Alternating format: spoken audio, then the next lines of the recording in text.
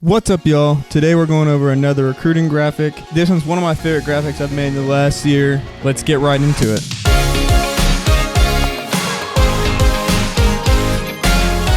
So I found this background picture online of space, obviously, and I liked it, but I just wanted the moon, so I needed to remove the other planet, so I just flipped it and painted in over top of that planet and then put the moon in the center. So then I took that whole layer and I blurred it with a Gaussian blur and made that the background layer. So then I added in these planes, gave them a little bit of an inner shadow, which is actually a linear dodge add, just a blue, almost just stroke on the outside of them. Doesn't do too much. And then added another one back in the back and I gave that one a little bit of a radial blur, so it's like blurring from the center out this way to make it look like it's in motion, and because it's like further back in the background. So you have the background that's in full blur, you have this ship that's kind of in blur, and then you have this ship that is sort of in the plane that we're going to be working in. No pun intended there. So we have this photo that I found. Pretty sick. Just looks like space dust or like a Milky Way, but you know, obviously super cool looking. And just had to tweak the color of that. I mean, I like the way this looked. The green and blue looks awesome, but got to stay on brand. So we took the green out and made it just kind of blue and white. And then we added in one more plane up front and gave this one a lot of blur. Again, it's a radial blur, so it's blurring from like the center of the image. So like blurring from here down this way, and then like the wings would be blurring from here this way and here this way, if that makes sense. So that is the most realistic blur I could think to do for that. So that gives it motion and shows that it's in the foreground of the image. So again, this plane, this jet is on the plane we are working in, and this one is in front of it, and this one is behind it. So I put an inner shadow on that as well, basically just a glow from the back of it. Same effect as I did before, basically. Then we put a curves layer on it and just painted in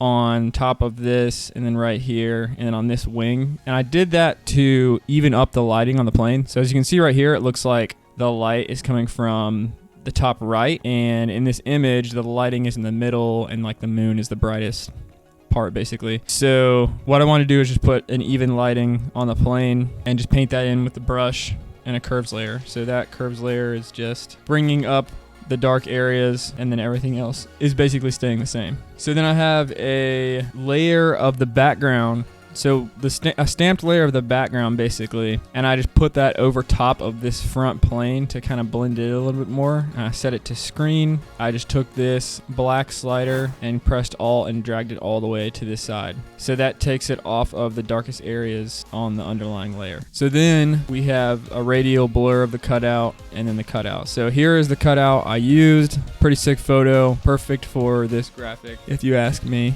And on that we have inner shadows. Again, one's a color dodge, the other is a screen layer. So that one's a little bit more faded. Both are just like white sort of inner glows on him. And then we have that same layer behind him, but that is a radial, that has a radial blur on it. It's set to screen and it's set to 50% opacity or 50% fill. So there's what it looks like normally. So with the blur on it, as you can see, the radial blur looks like it's like expanding outwards. You set that to screen and put the fill to 50% or opacity. In this case, either one would work. I usually use fill because that only affects the layer. So I put in the main cutout on top of that. Then I just painted in some lighting on him to kind of even it out again, and did the same thing with the background layer, which is just the screen layer of the background, and this time I pulled down the darkest areas on that layer. So that's what that looks like. So basically that makes the background look like it's like sort of surrounding him, or this starry dust stuff, which I think is sick. And then we have the text. It's 3 separate layers. One is the actual text layer, then I just duplicated that and made it different colors, made it a smart object, and then gave it a motion blur and set a wave filter on it, so it just kind of looks like it's like warping away from the text. So you have like the white text to make it readable, and then you just have like some blue, blurry, wavy text in the background, and that's just 2 different shades of blue that I used on that. So I put a color lookup on there, and again, usually my process for that is just messing around with different color lookups and figuring out which one applies the best and gives the graphic I'm currently working on the best look. So it's not like a specific thing that I use the same one every time. You just gotta try a bunch of different stuff and see what fits. So I put on a hue saturation layer, and that just kind of took away his skin color, because I think I was doing that in most of the recruiting graphics I was working on for them. And then we have a stamped layer of the whole thing and a glowing layer after doing the apply image technique. So again, Control Shift Alt image, apply image. Click that and it will give you a dark layer. So then you set it to screen, then you just paint in wherever you want brightness or like a glow look. You have to put a Gaussian blur on it too.